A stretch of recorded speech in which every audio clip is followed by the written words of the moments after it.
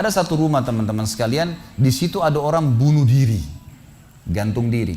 Kira-kira mau beli rumahnya nggak? Jawab jujur ya. Kenapa nggak mau? Hah? Setelah saya jelaskan malam ini, beli besok ya. Diskonnya buat saya. Baik. Banyak orang jawabannya takut. Kenapa takut? Ada ruh gentayangan. Baik, simpan contoh itu. Ada contoh kedua teman-teman. Ada satu rumah, tadi bunuh diri ya. Sekarang satu rumah dibunuh oleh perampok. Mau beli rumahnya nggak? Sama juga.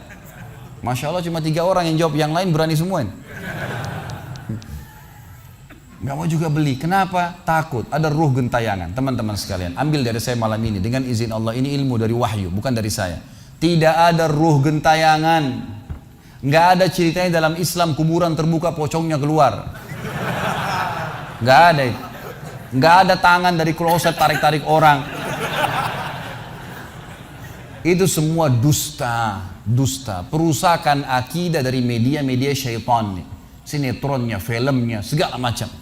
Manusia bisa berubah jadi singa lah, bisa beginilah, macam-macam. Dusta, dusta, nggak ada dalam Islam, nggak ada. Dari mana dalilnya? Nggak ada ruh gentayangan. Baik, dengarkan hadisnya. Hadis yang mulia, hadis riwayat Bukhari. Suatu hari Nabi SAW pernah mengantar jenazah sahabatnya. Waktu jenazah tersebut ditaruh di kuburan, kata Nabi SAW, kalau seseorang mukmin meninggal dunia, siapa orang mukmin teman-teman sekalian? Orang yang sudah menggabungkan antara rukun Islam sama rukun iman. Kalau antum syahadat sudah, muslim, alhamdulillah, sholat 5 waktu, zakat, puasa Ramadan, haji, sudah dikerjain. Ditambah dengan keimanan, yakin Allah ada, yakin malaikat ada mencatat, yakin diturunkan dalam Al-Quran, yakin ada Rasul yang mengajarkan Nabi Muhammad SAW ada diterima pahalanya hari kiamat, maka itu namanya mukmin. Ditambah dengan mengimani qada dan qadar. Kalau ada orang sholat, Allah ada nggak ya? Malaikat catat nggak ya? Hari kiamat saya terima nggak? Ini masih muslim, belum mukmin, masih level di bawah. Pertama muslim dulu baru mukmin. Makanya dalam hadis disebutkan ada iman, ada Islam, ada iman, ada ihsan, gitu kan? Ini level-levelnya. Nah kata Nabi SAW, kalau orang mukmin menggabungkan antara rukun Islam sama rukun iman, sholat yakin Allah ada, sholat begini dan seterusnya, maka akan datang kepadanya 3 sosok malaikat pada saat meninggal. Dan ini teman-teman bukan dongeng saya ceritakan, ini hadis Nabi, berita wahyu yang pasti kita semua akan saksikan. Demi Allah ini benar, ini wahyu, gitu kan. Malaikat datang, di kiri kanannya malaikat rahmah yang membawa kain kafan dari surga, yang satu malaikat maut di ubun-ubun kepalanya sambil berkata, ya ayyatuhan nafsul mutmainnah irji ila rabbiki radiyatan mardiyah. Hai jiwa yang baik, keluarlah kepada rahmat dan pengampunan Tuhanmu. Kata Nabi SAW, ruhnya keluar lebih mudah daripada air dari mulut kendi, cepat sekali. Begitu keluar, belum sesaat keluar ditangkap oleh malaikat rahmat, dibungkus dengan kain kafan dari surga, dibawa ke langit.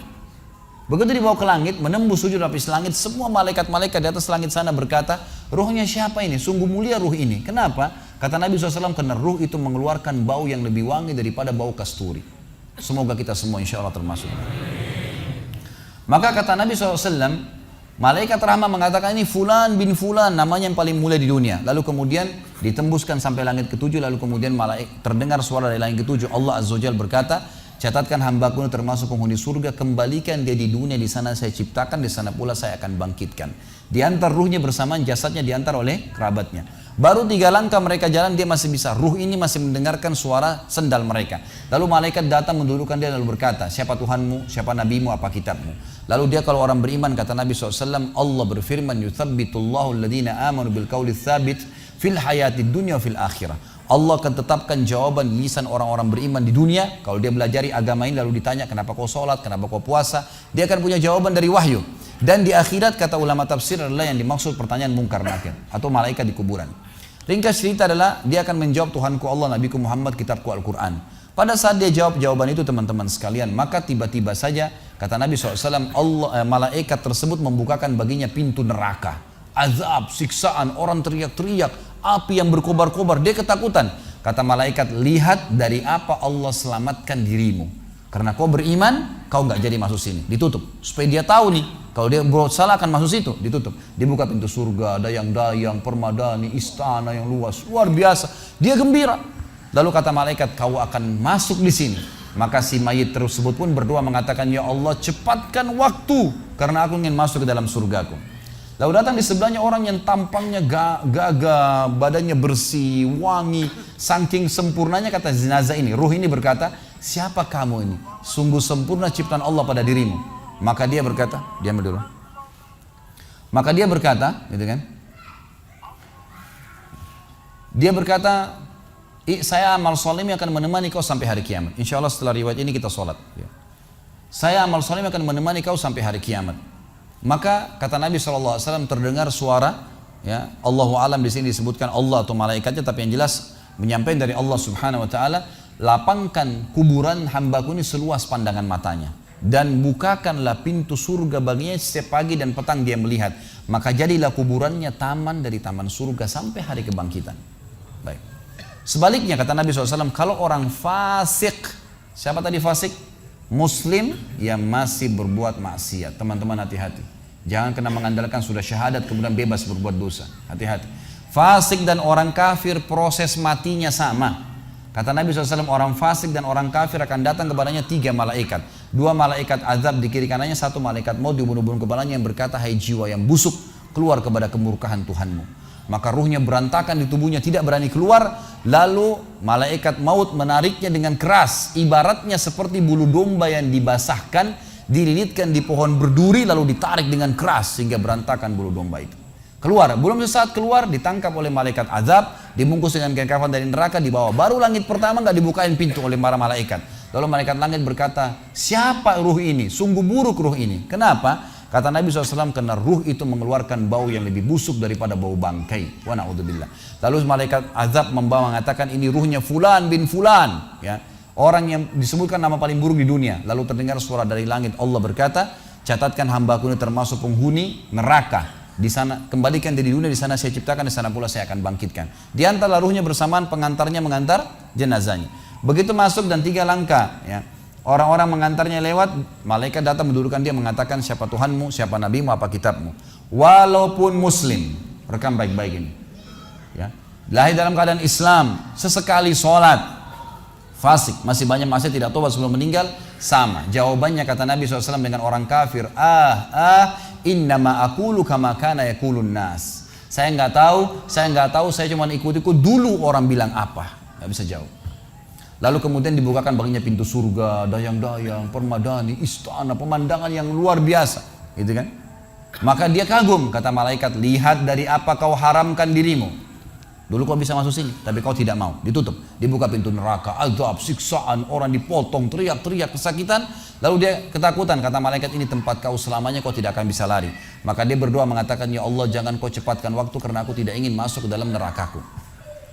Lalu datang di sebelahnya orang yang buruk tampangnya, bau badannya nggak enak. Lalu saking buruknya kata jenazah ini, kata ruh ini, siapa kamu ini? Pergi dari saya, sungguh buruk ciptaan Allah pada dirimu. Maka dia mengatakan, tidak, saya amal burukmu yang akan menemani kau sampai hari kiamat.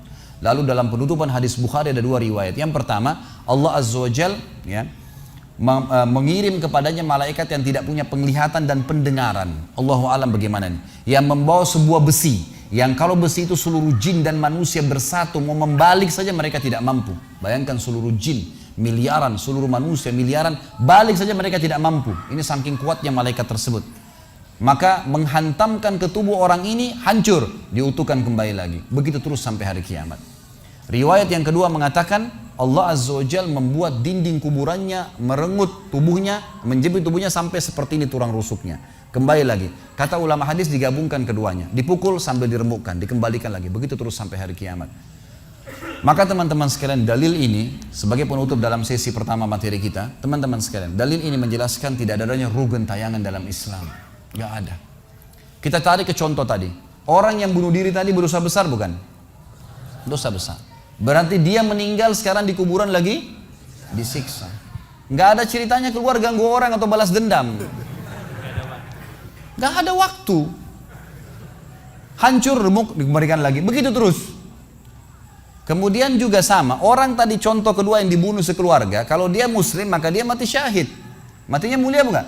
Mulia. Berarti lagi nikmatin kuburannya taman dari taman surga. Gak ada ceritanya tuh mereka keluar lagi ganggu orang. Gitu kan. Jadi mulai sekarang beli rumah yang banyak dianggap keramat tuh. Bacain surah Al-Baqarah ada semua syaitannya tuh. Harus yakin dengan sabda Nabi SAW, rumah yang dibaca surah Al-Baqarah tidak akan masuk syaitan. Nggak ada. Takut semua syaitannya. Baik, kita tutup dengan kata-kata saya teman-teman sekalian. Lalu dari mana kalau saya beli rumah saya pernah dengar suara bayi di atas rumah, atap rumah saya. Saya pernah dengar suara cangkul di belakang rumah, pintu bunyi sendiri, gitu kan.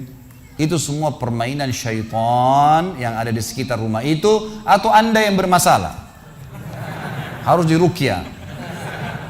Dibacain ayat, ada sihirnya tuh. Mungkin pernah mandi dulu ilmu kebal, mungkin pernah ini, mungkin pernah bersemedi, apalah macam-macam yang khurafat ini, maka dia harus diruqyah. Jadi harus diobatin. Baik, begini contohnya. Kalau kita lagi lewatin tadi rumah yang orang ada bunuh diri, ini kalau ada syaitan di sini marah dengan saya, tapi saya nggak peduli. Emang dia musuh kita. A'udzubillahi minasyaitonirrajim. Gitu kan. Allah hancurin mereka. Gitu kan. Yang jelas teman-teman sekalian, kalau kita lewat di rumah yang ada orang bunuh diri, gitu kan. Misal pagarnya 10 meter, begitu kita jalan 1 meter pertama, semua syaitan itu ngerumunin kita tuh. Tuh yang bunuh diri itu perempuan, matanya belalak, rambutnya panjang, keluar darah dari hidungnya. Terus dibisikin. Orang yang takut, manusia yang takut, maka pada saat dia balik ke tempat yang tadi syaitan bisikin dia itu, dia lihat betul nanti perempuan tuh. Karena dia takut. Jadi dia bisa lihat, yang takut saja bisa lihat, yang tidak takut tidak bakal lihat. Makanya kalau ada temannya jalan di sebelah nggak takut, tanya, kau lihat nggak? Dia bilang nggak. Kalau dia bayangkan nenek-nenek, dia lihat nenek-nenek temannya. Permainan syaitan. Maka orang beriman mustahil melihat yang seperti itu. Nggak ada ceritanya. Atau dasarnya orang itu kena sihir tadi. Maka bisa melihat penampakan karena ada syaitan yang mengganggu dia dan dia dasarnya membuka diri untuk itu. Makanya harus ruqyah, obat. Gitu kan? Ada metode pengobatan, tentu bisa lihat di YouTube, ada ceramah saya, ruqyah syariah. Ya, nama saya diketik, insya Allah ada tata cara yang sudah saya ajarkan caranya mengobatin itu. Tapi yang jelas itu semua permainan syaitan teman-teman sekalian. Dan inilah poin pertama, pintu pertama untuk takut kepada Allah Subhanahu Wa Taala. Artinya semua selain Allah dalam makhluk jangan pernah takut dengan mereka. Syaitan pun yang biasa dianggap menakutkan bagi manusia itu dusta semua. Sampai sabda Nabi SAW mulia hadis Bukhari, siapa yang membaca Bismillah, Bismillah, maka syaitan yang ada di sekitarnya menjadi kecil seperti lalat. Jadi orang yang gambarkan syaitan besar itu tidak benar semua. Kata Nabi SAW dalam hadis Bukhari yang lain, siapa yang mau masuk ke rumahnya lalu dia baca Assalamualaikum, salam warahmatullahi wabarakatuh, syaitan di sekitar rumahnya berkata kepada teman-temannya, tidak ada tempat nginap buat kalian malam ini. Salam saja sudah jadi benteng, nggak bisa masuk. Kalau dia makan dengan baca Bismillah, ya, dia baca Bismillah, maka syaitan berkata lagi sama teman-temannya, tidak ada makan malam buat kalian malam ini. Nggak bisa cuy. Dan syaitan tidak bisa membuka dan menembus tembok atau pintu manusia. Dusta semua itu tembus tembok, tembus pintu, dusta.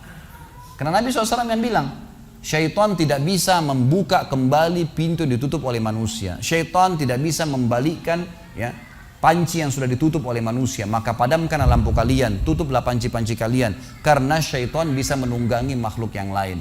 Sebagai penutup hadis Nabi SAW, pernah ada seorang sahabat membawa tikus ditangkap malam hari. Pada saat ditangkap tikus tersebut, lalu sahabatnya tidak bunuh, dipegang sama dia, dibawa ke masjid. Dia bilang, ya Rasulullah, ini tadi ya, saya tangkap di rumah saya apain hewan ini? Boleh saya bunuh atau enggak? Kata Nabi SAW, jadi tikus itu sambil ditahan oleh sahabat. Kebetulan Nabi SAW punya tikar yang dipakai sholat, di sebelahnya ada lilin kecil, minyak dengan api gitu kan. Lalu tikus ini sementara Nabi SAW bicara sama sahabat, lepas, menyentuh ya lilin Nabi SAW, lalu tumpah minyaknya di sejadah, di tikarnya Nabi, terbakar. Kata Nabi SAW, sesungguhnya hewan ini fasiqah, fuaisiqah, buruk, boleh dibunuh gitu kan. Dan syaitan menunggangi hewan seperti ini untuk membakar rumah-rumah kalian. Tapi mereka tidak bisa membakar langsung. Mereka cuma bisa menggunakan hewan yang kebetulan lewat dan seterusnya. Seperti misalnya syaitan bisa menggoda manusia lain untuk mengganggu kita, gitu kan. Tapi untuk dia langsung tidak ada ceritanya. Itu semua tidak benar teman-teman sekalian.